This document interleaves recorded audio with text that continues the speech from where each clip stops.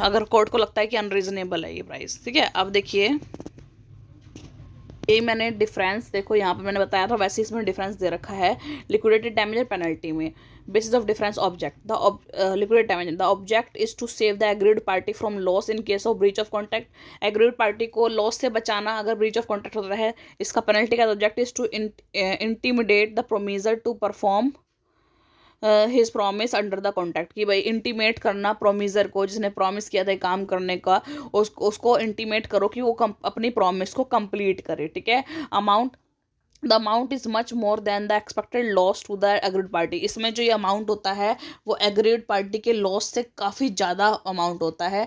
और इस पेनल्टी में the amount is much more than the expected loss to the agreed party, ये भी सेम ही होगा कि मच मोर होता है एग्रीड पार्टी के लॉस से।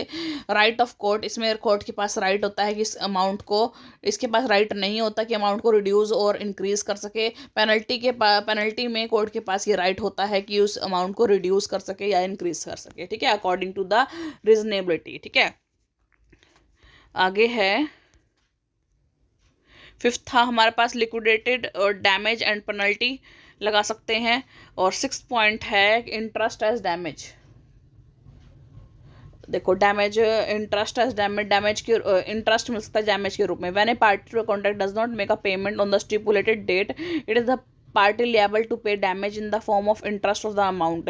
देखो अगर पेमेंट नहीं करी टाइम पे तो जो भी जितनी पेमेंट है उसके ऊपर जो इंटरेस्ट है वो डैमेज के रूप में लिया जाएगा। This is an important issue in the case of the breach of the contract. Normally in case of breach of the contract the offering party is liable to pay interest in following situation. Normal